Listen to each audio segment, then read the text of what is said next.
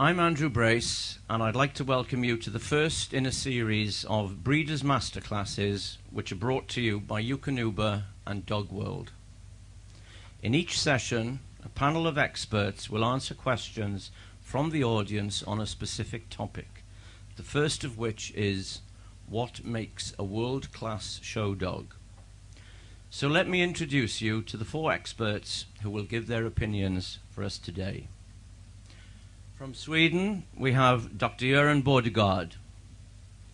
Goran had his first show dog in 1952 and began acquiring first-hand dog experience by working in several famous British kennels during his summer holidays when in his teens, a few years ago, I suspect. He is primarily associated with sighthounds, having bred mainly deerhounds and greyhounds. In the latter, since 1966, there have been 9 generations that have had a worldwide impact on the breed. He began judging in 1966 and is now an all-breeds judge, officiating all over the world. He carried out 42 assignments last year alone. Goran is a member of the Central Committee of the Swedish Kennel Club and has particular involvement with judges' training. He also heads the ambitious Swedish project for guarding breed type and health in pedigree dogs, where overtyped exaggeration may threaten overall soundness. Despite his demanding schedule in the dog world, Dr. Bodegard is a pediatrician and child psychiatrist still in practice. So would you please welcome Goran Bodegard.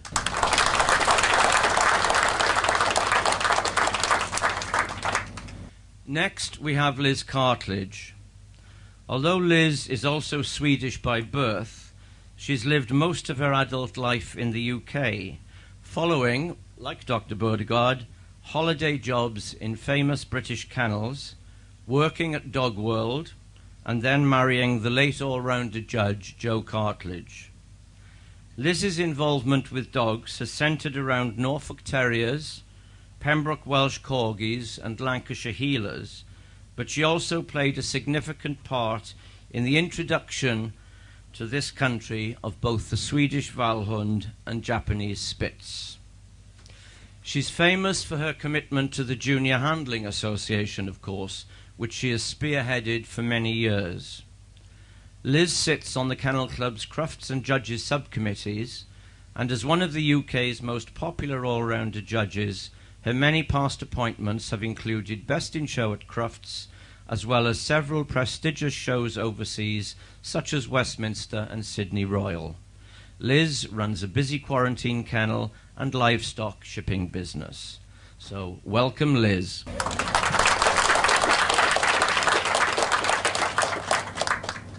On the far right, of course, we have Frank Kane. Frank will be well known to you as one of the front men of the BBC's Crufts television coverage, but in his own right he is one of this country's busiest and most widely travelled all-rounder judges. With his original interests lying in Cocker Spaniels, Sealyham Terriers and Dachshunds, when actively breeding and exhibiting, Frank was best known for his very successful American Cockers. A retired college lecturer, today Frank is one of the hardest working Kennel Club committee members, sitting on its General Committee, the Show Executive Subcommittee. He's the chairman of the Breed Standards and Stud Book Subcommittee, and he is also a Kennel Club accredited trainer. Finally, we are fortunate to have on the panel Jason Lynn, who will be able to present the viewpoint of someone who has been associated with producing and handling world-class show dogs. Formerly of the USA, Jason has been actively involved in the world of dog shows since childhood. He has bred, owned and shown a variety of breeds, including Golden Retrievers, Basset Hounds and Caissons, but has been most closely associated with American Cocker Spaniels. Throughout his youth, he assisted several successful American professional handlers before moving to become apprenticed to the world-famous American Cocker specialists Linda and Mike Pitts. During his 10-year stay, he learned the care, conditioning and presentation of top-winning show dogs from the ground up, and became the youngest handler to win Best in Show at the American Spaniel Club. Now settled in Britain, he is half of the partnership that was responsible for last year's top dog of all breeds, the standard poodle, Donny. So welcome, Jason.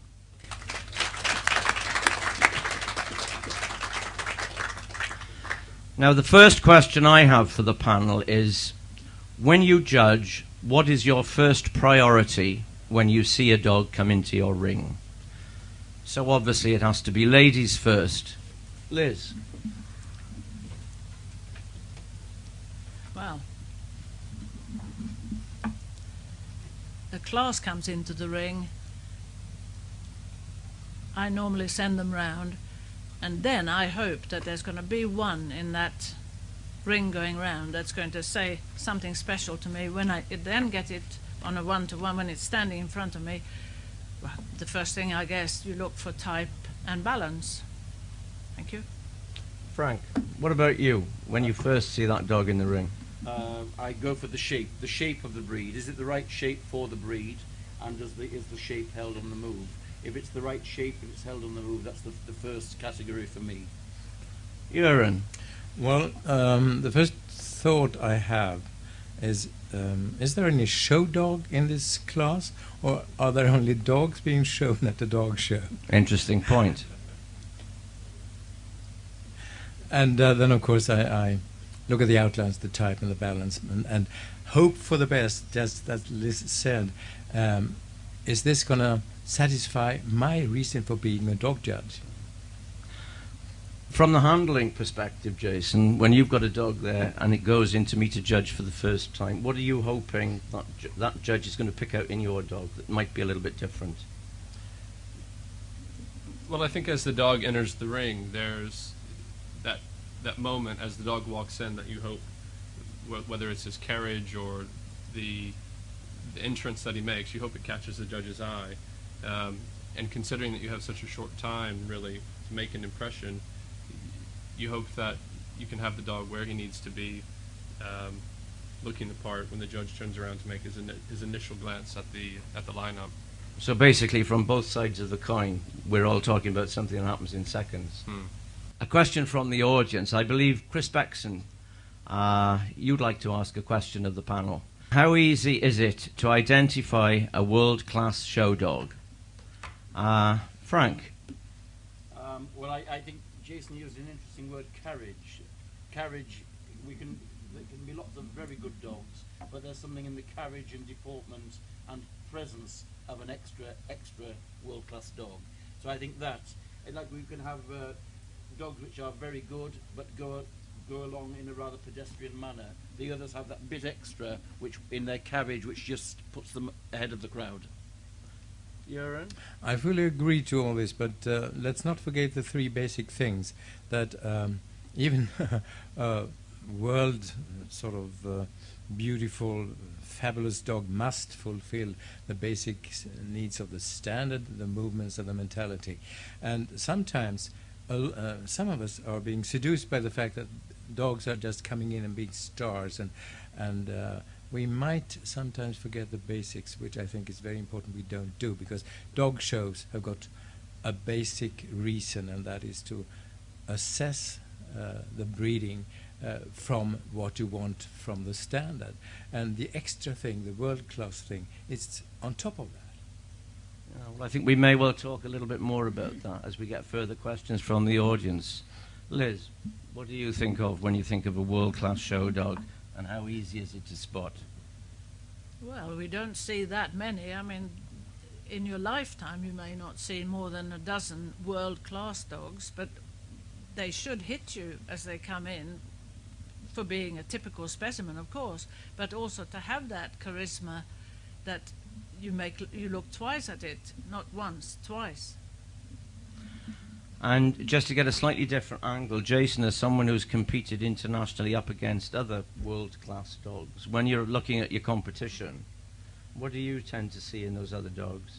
Well, we talk about dogs moving, but I think also, does a dog move you? I mean, there are a few dogs that stand out in your mind as they resonate over the years.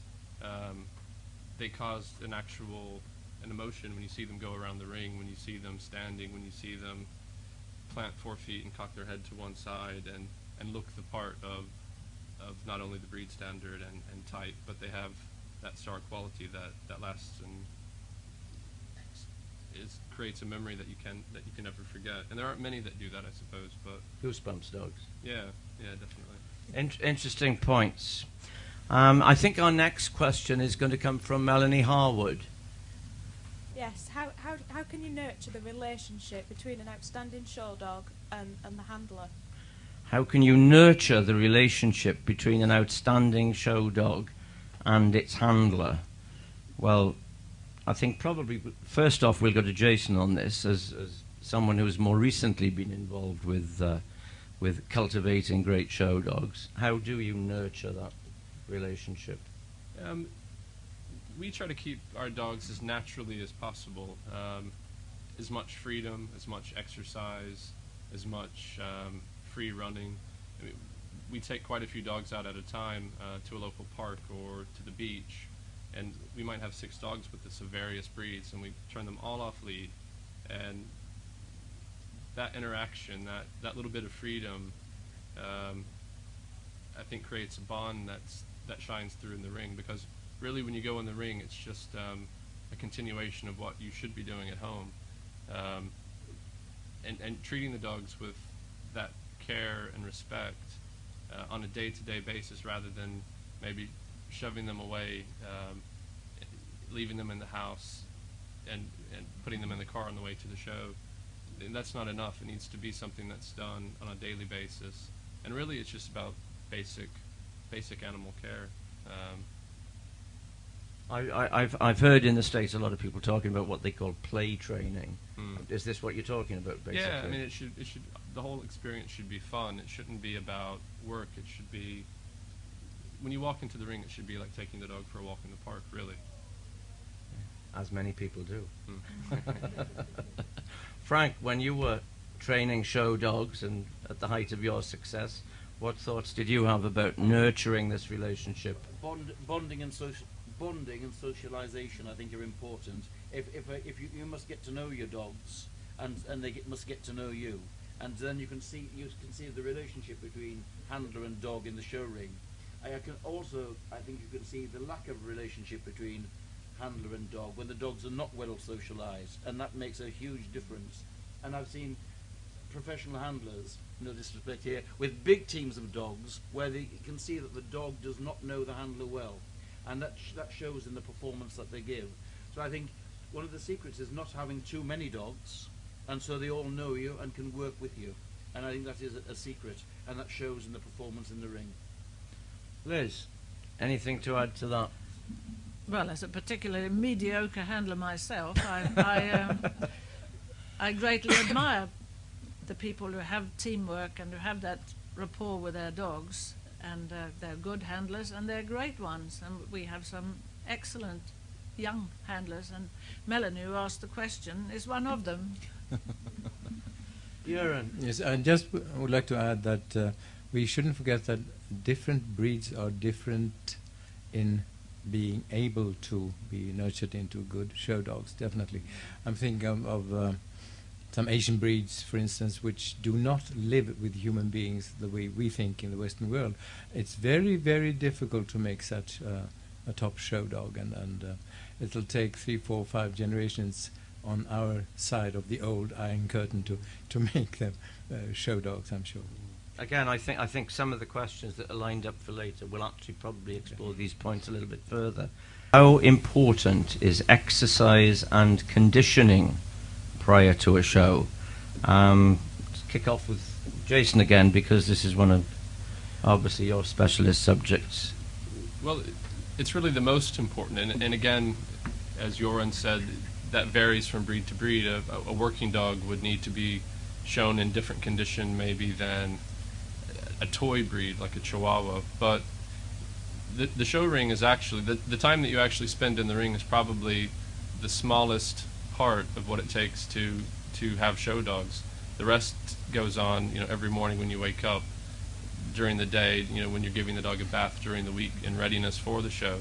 The show part itself is really only about 5 minutes when it comes down to it.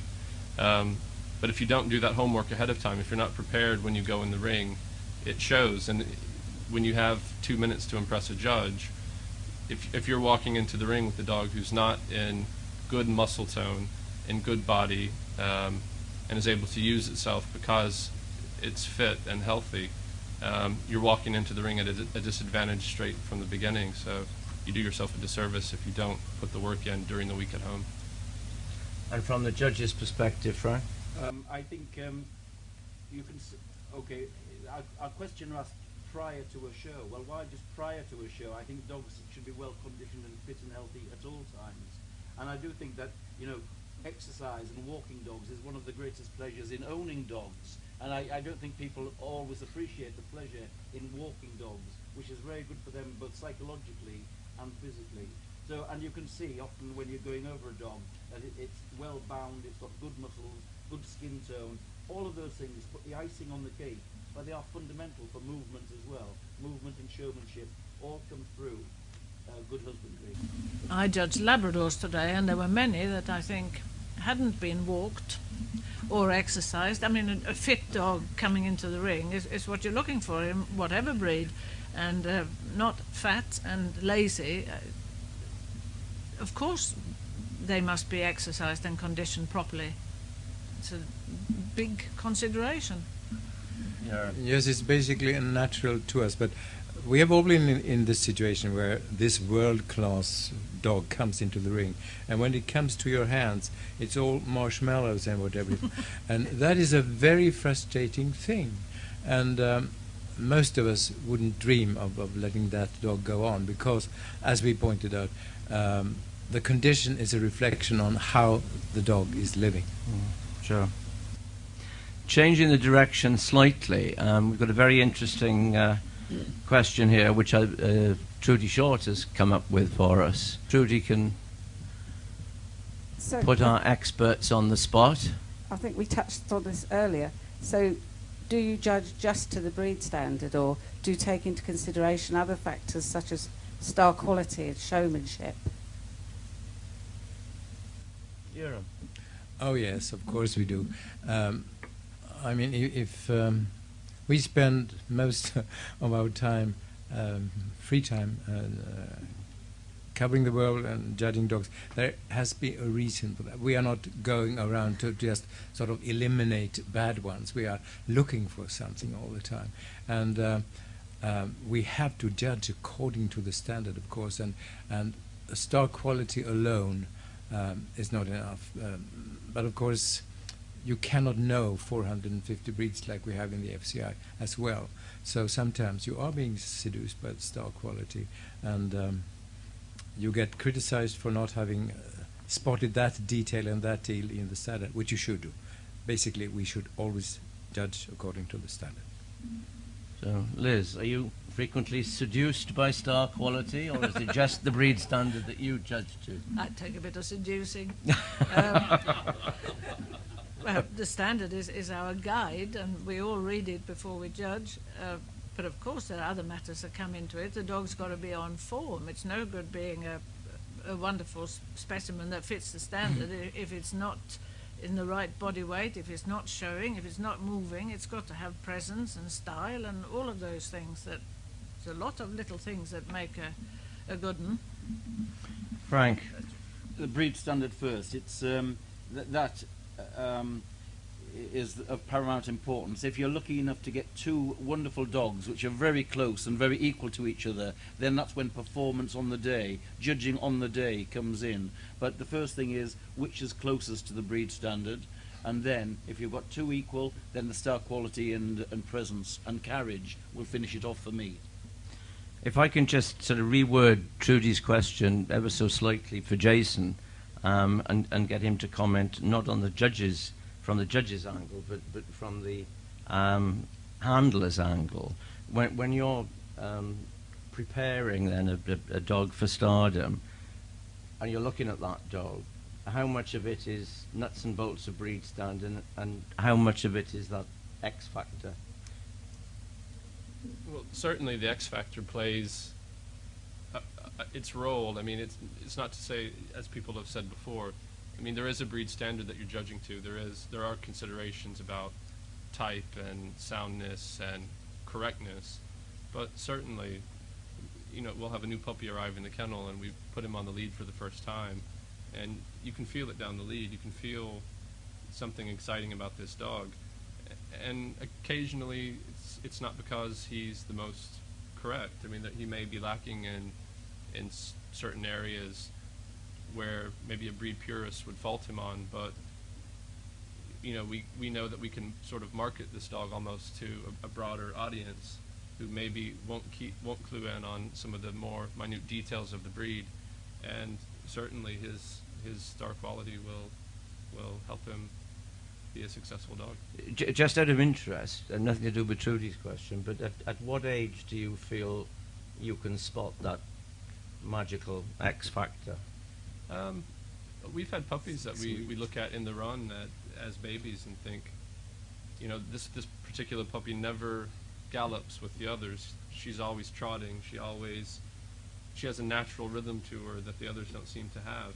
And every morning you'll go out to feed the puppies and you'll glance and that puppy will catch your eye time and again. And you know, occasionally, like we have poodles as well, and you might have a litter of 7 black poodles, but somehow one catches your eye every time you look in the box, and you don't always know why, but it's your instinct telling you something about this puppy is right, and usually your instinct is right. Usually you're right. All dogs have faults. To what extent can a dog's aura of greatness compensate for the failings in other departments? That's very much your kind of thing, I think, Frank. So. He was always a good friend. Well, I think you're quite right. All dogs have faults. And I think the important thing is to judge for overall quality. I think the quality is first. You can always be a little bit forgiving when a dog's got bonus factors elsewhere. And so I would rather judge on qualities and be a little bit forgiving. But I do think if it's a fault in a very basic breed type area, then that's a harder fault to forgive. So I think it said that all champions have 3 faults to start with, and so we can see there's usually 3 faults in every dog. But getting one with only 1 fault and a lot of quality, you can be very forgiving. So judge on qualities rather than faults. And if I understand you correctly, you're saying that you would prioritise what you would regard as a type fault. Yes, if the fault was in something which was basic for breed type, then I would consider that quite seriously. So you'd be tougher on that. Yeah, absolutely. Göran, what about? Well, I would like to make a little metaphor. I sometimes think very pretentiously about our job as judges as comparable to being critiques of arts and music. And if you are a critic of music and go and listen to somebody singing and playing, there is a basic level of correctness and flawlessness which you demand. But then, of course, the star quality comes on top of that. And I think it's very interesting that we judges usually agree on star quality, but sometimes disagree on how we weigh in and compensate for a fault that a dog has. Basically, Frank, I think exactly the same way as you do. Standard is important. Faults may be forgiven if the virtues are so much more there. Liz. That was very deep from Sweden. There's not a lot I can add. I mean, I think you look at the whole picture of the dog. You don't pick it to bits. And if the whole picture fits, then you can forgive minor things, but you can't forgive serious type faults. Of course you can't. I must add something. I've got a wonderful experience with one of the world's absolute top judges. We judges were sitting watching a group, and in came a dog, and everybody said, "Who sent that cowhock dog into the ring?" "I did, and I didn't do it because of the cowhocks," he said. Interesting point. So, Frank, did you realise that your purpose in life no, I was to didn't. go for a well-made, sound-moving dog who makes a satisfying overall picture. Right, it's an interesting question, but I never knew that the all-rounder's purpose. It's an old chestnut that they think that all-rounders go for soundness and breed specialists go for breed type. I think there has to be a halfway house. And I think there's nothing worse. If I always like to discuss my judging with a breed specialist afterwards. And if I say to them, what did you think of my CC winner? And they said, oh, well, it's an all-rounder's dog. And I think nothing, and I feel really deflated. That means it's sound, but it's lacking in breed type. And when someone said to me, oh, you judge so-and-so like a breed specialist, I considered that a compliment. Bobby James always used to say that the best all-rounders do judge like breed specialists. But they have an underlay, obviously, of soundness and movement. But it's no good putting up a dog, which is a marvellous mover, soundly constructed, if it doesn't look like the breed in all of its essentials. So I think, for me, I'm quite flattered to think that I might judge like a breed specialist in breeds which are not my own, but I do want them to make a good picture as well. But putting up a generic show dog, which is a good mover and nicely shaped, is not enough. I think there has to be breed type there. Of course, some people would say that the best breed specialists judge like all-rounders. They might, that's an irony, yes. Dr. Bodegard. Well, I think a lot of breeders think in terms. Today I'm going to enter my flap catcher because we've got a all-rounder judging. He's not so interested in details, and of course some specialists are overly interested in details, and as you said, let's part the dog into little pieces. But I fully agree to what Frank said, that we are the ones who are going to learn from the specialists. But Fefe Hamilton, sorry, Summerfield nowadays, she always says that the task for the all-rounder is to guard the general soundness of the dog. So there might be some truth in that suggestion. Liz. Well, I can only speak for myself. I don't think, perhaps I do, I don't think I do judge as a breed specialist in breeds that are not my own, as it were. But I think to take on an appointment with challenge certificates, you must have the knowledge of the important breed points, and I think most all-rounders do judge that way. I don't think that they're so far apart. Jason, just out of interest, do you consciously see a big difference in the way that all-rounders and breed specialists judge some of your breeds? Definitely, and I think more so here than in America. I think. I mean, in the UK.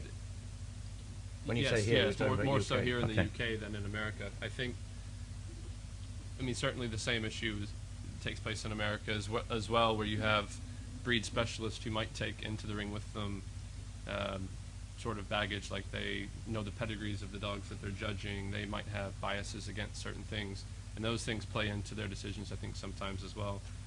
I think in America there's still movement and soundness tends to be more important even to the breed specialists than here, where it's the details, the detail of head, the proportions,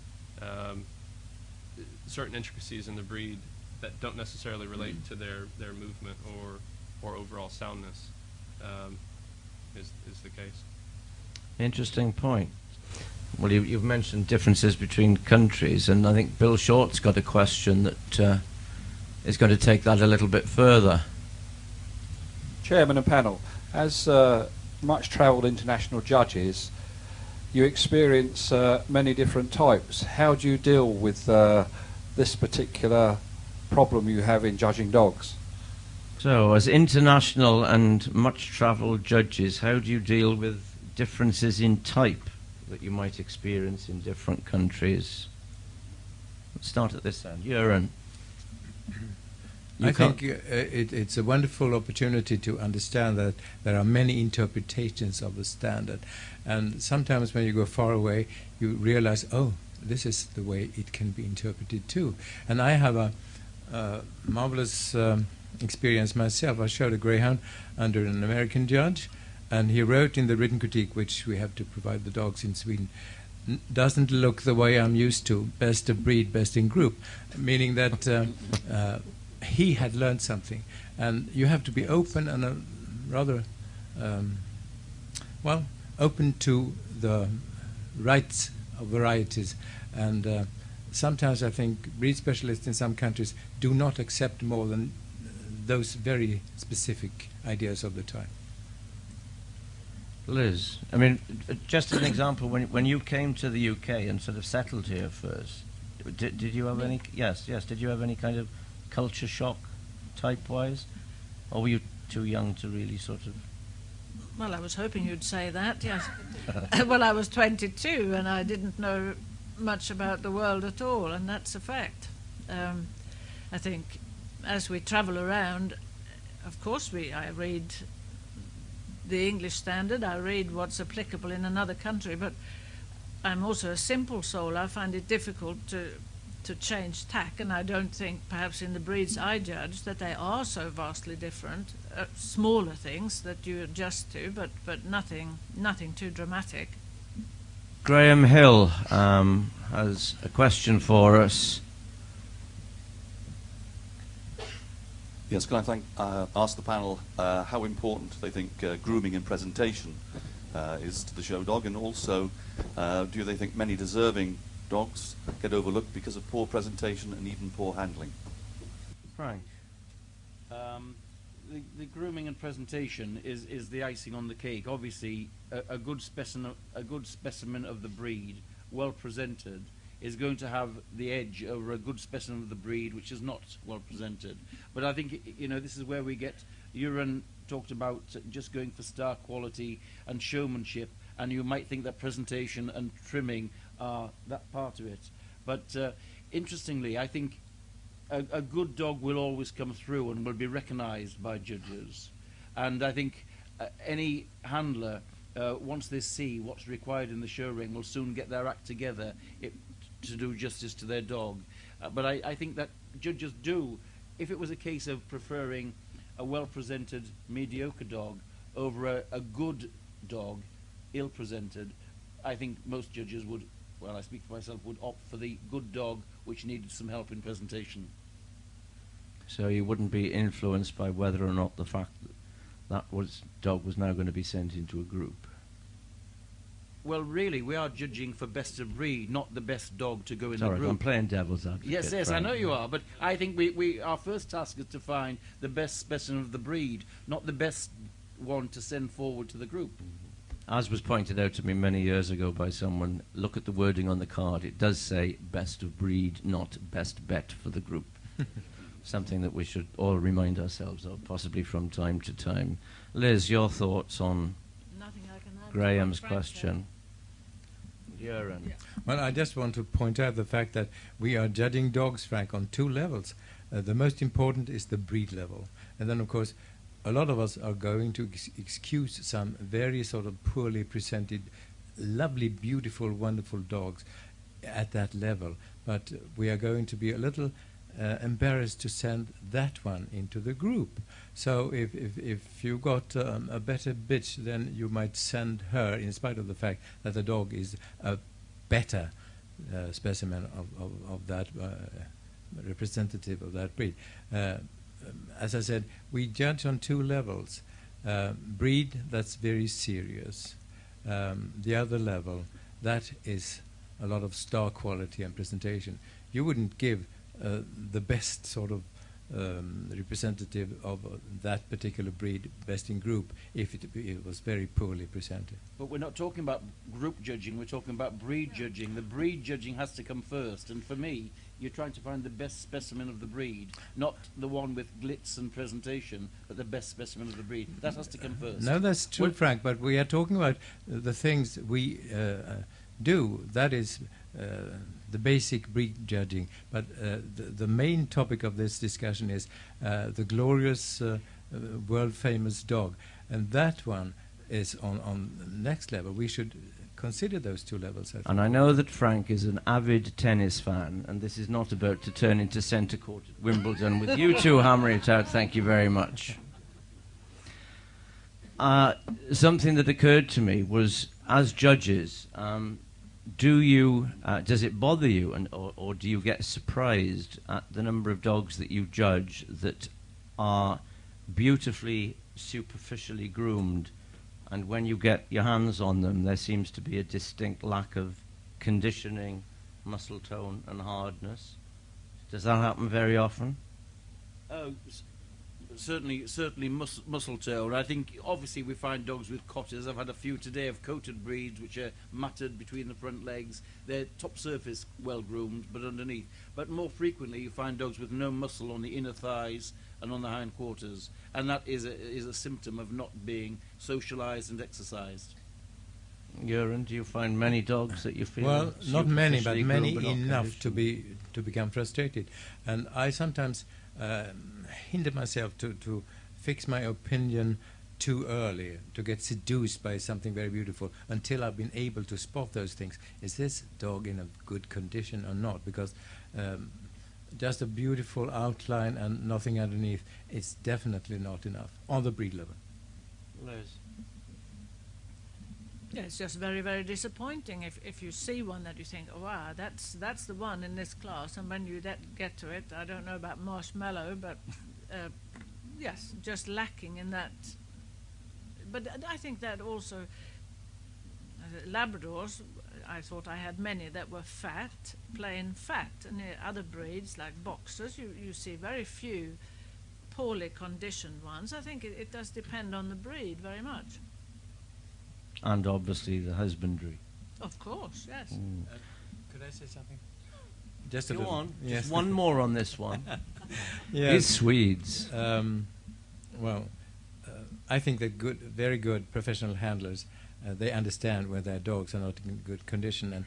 And I've had a couple of situations where people said, we sure can't fool you, sir, when they've tried a beautifully presented Marshmallow dog. Who would ever dream of fooling you, Göran? Which leads us neatly into Melanie Spavin's question. Do you feel that sometimes you see dogs that if they were fed higher quality foods, they would do better in the show ring? It's an interesting one. Do you feel that sometimes you see dogs that if they were fed higher quality foods, they would do better in the show ring? Presumably meaning that they weren't in optimum condition. Göran?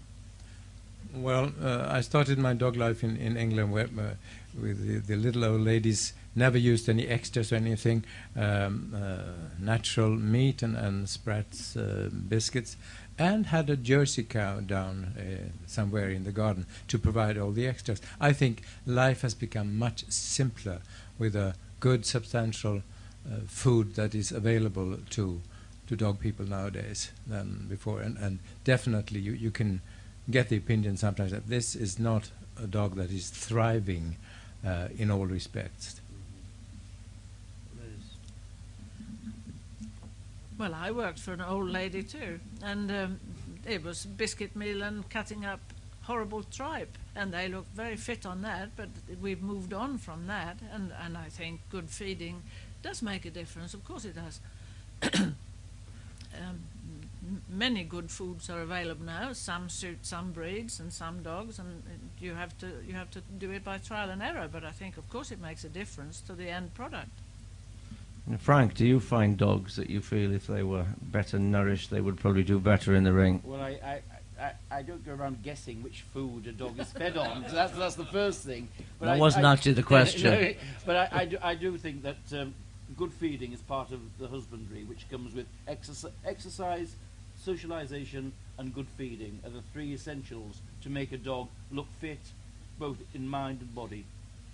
I think probably Göran used a very appropriate word when he said you can tell that a dog is thriving. Yes. And it's that general Both sense mentally and of physically. well-being, Yes. mentally and physically. Frank, do you feel that dogs have an advantage over bitches? Why should they? Why should a dog? Perhaps it's a fabrication that dogs have more temperament and showmanship than bitches. As a breeder, I rarely kept a dog, So I like bitches, and often if I'm given the option of judging a breed, one gender, I'll opt for bitches because I have a soft spot for them. But when it comes to deciding best of breed, again, I'm going for the one which looks best on the day and is the best specimen of the breed. So that's the first thing. Why should dogs have an advantage? The other thing, the second part of your question about judging for the best one to go into the group. Not at all. I think the best of breed. And one of the things I would say about that thing, if you end up judging the dog which perhaps has a bit more showmanship, but perhaps a little less breed type, that's one way in which a breed can be changed by both judges and breeders. And so sometimes you get dogs in the group ring which are wonderful show dogs and put on wonderful performances and can win groups, but they might be lacking in breed type. And when you come to, perhaps you'd give a dog a group and really like it at group level. When you get it in the breed, you're rather disappointed and taken aback to see that it's not quite what you've been looking for through your classes and for the breed type that you want. So that's one of the reasons. Judging for best group, the best dog to go in the group, is dangerous in my opinion, because that's where a breed can be changed by judges, and then breeders will breed for that because they all want a hunk of group success, and that's how one way a breed can be moved away from what is true type. Before I give that question to Liz and Euron, I'd just like Jason's slant on this as an exhibitor. Do you find it easier or more convenient to show dogs as opposed to bitches? Do you feel that dogs have a better chance because of basic testosterone, or do you feel the sexes are equal from an exhibitor's standpoint? I think the sexes are equal, really. I mean, the old cliche is that the dog doesn't blow his coat only once a year, where the bitches are out of coat. And although that's sometimes the case, I think, look, if you think back over the last few years, some of the top winning show dogs in the country, they're often bitches. I mean, Top Dog All Breeds, it's a bitch. It's not unusual for bitches to win consistently and at a high level. I don't think there's really any, other than this being in season and maybe that interrupting a show schedule. I don't think that the sex has anything to do, really. So you feel that a bitch can have every bit as much heart and fire as a male? Yeah, definitely. Liz? I think there are breeds that the male perhaps is more impressive, but I don't think it sways me. I'm there to please myself more than sending something into the group that will catch the eye. I want to find the one that I like the most in the breed, whether that has group potential or not. And Euron? Yes, I'd just like to remind you of the Japanese system of dog showing, where kings and queens, dogs and bitches never meet until the very last level. That is, in practice, a respectful thinking towards this way of thinking. And of course, the stallion character in some breeds is very important, but femininity is a wonderful, as you said, Frank, virtue which when you look for it, it's really there. And I would like to quote an old whippet breeder in this country, Mrs. Martin Poppy Whippets. We were sitting watching a class of dogs, and she said, okay, a whippet bitch is always going to win over a dog because she's got better flow of lines due to natural causes. Our next question comes from Muriel Hathaway. This is a two-parter. The first part, do you believe that fashion plays a part in what breeders choose to breed? And the second part, how can judges help steer breeds and ensure that they remain faithful to their breed standards? So that's very, very deep, Muriel. Very deep. I think Euron could start with that one. Well, then I would like to quote an American breeder of top greyhounds who said that it's we the breeders who have to educate the judges, not the other way around. I think that is my only answer to that question. Nothing to add, Liz? No, I think fashions do dictate up to a point. My late husband used to say, when Mr. Oppenheimer, who was the person in Bull Terriers when he had a new litter. They rewrote the standard, but I don't think it's quite as simple as that. Frank. The questions I touched on that question earlier a little bit. How people want to win, and if a certain shape of, or type of dog is having group success, they'll all try and go for that shape and that is how a breed does change. And it's always interesting to see an old-time breeder who's not judged the breed for several years come back and judge the breed. And then the critiques are often very interesting, like what has happened to our breed? Where has this new fashion come from? It's because people do want to, success is, and that's why it's very important for judges, I think, to put up what they think is correct breed type before showmanship. So that was a very interesting question. And Jason, I'm sure I do actually know the answer to the question, but in your breeding program, are you in any shape or form influenced by fashion when it comes to selecting a stud dog? No. I mean, oftentimes the opposite. It's all about the basics. I think sometimes it's almost like a girl can walk into a room with too much makeup, big hair, a gaudy outfit, lots of jewelry, and she can be screaming for attention, but yet not be as beautiful as a girl that walks into the room with dressed neatly, with less makeup, and makes a quiet entrance. Sometimes the moderation actually jumps out at you more so than the excess, and I think that's what you have to remember. Some fashion things might be nice, good changes according to the goal of the standard. Some breeds have changed a lot in an obviously nice way, in spite of the fact that the standard is exactly the same as it was 50 years ago. I'm thinking about Africans, for instance. Thank you. I'm sure you've all got several favourite dogs, but basically it would be very interesting if you would name just one and explain to us what made it so special. Frank? Well, I'd have to go for the Kerry Blue, Torum Scarf Michael, because not only was he a wonderful specimen of the breed, almost, in my opinion, almost faultless as a Kerry Blue, but he had a wonderful electric quality to him when he moved. He was sort of lightning on a lead, and he not only moved wonderfully well, but he had the charisma and carriage which did lift him above everything else. I had him in a Best in Show ring with another great Crufts Best in Show winner side by side, which was a great privilege, but he just had that extra presence which took him to the top. So Torum Scarf Michael for me. Göran, and you're limited to one. Okay. Well, when you get that question, which is the best dog you've seen, I usually say, I haven't seen it yet. That's why I go on doing this all the time. But I would like to join you, Frank. I've had a wonderful experience with that dog. I was going to do Best in Show at the fourth day in a big circuit in America, and this Michael, this Kerry Blue, was winning first, second, third. And I was sitting there saying, he's not going to win under me. But of course, there was absolutely no other way to do it. Because the performance, that dog, as you described, together with that fabulous handler, that was star quality, art, and as good as you can get it. Thank you. Liz? Just one, you said? Yeah. You're limited to one. Well, then I will have to stick with my Best in Show winner at Crufts, the Irish setter Intrepid. He put in a faultless performance on the night, I thought.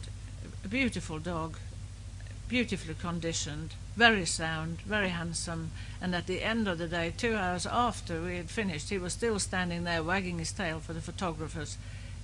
I could start crying just thinking about him. Oh, please don't. No, I won't. And coincidentally, that was the dog I had next to Torum Scarf Michael. They were the two. No show without punch. Jason, if you had to have a great dog to own and show that you don't already own and show, who would it be? One. Well, I wouldn't choose this dog to own or show, to be honest with you, because he's way too big, and I don't think I could handle him. But there was a dog called an Alaskan Malamute in the States called Champion Nanook's Take No Prisoners, who was just amazing. Such a powerful, masculine dog who truly looked like he could, do the part that he was bred to do. presented immaculately, handled by a sort of a very quiet woman who's bred several generations of top winning Malamutes. It was a dog that moved you, like I said before. If he was in the ring, you went to see him go around the ring because there was an electricity when he went around. And never saw him have a bad day. He was just a fantastic, fantastic dog. Thanks.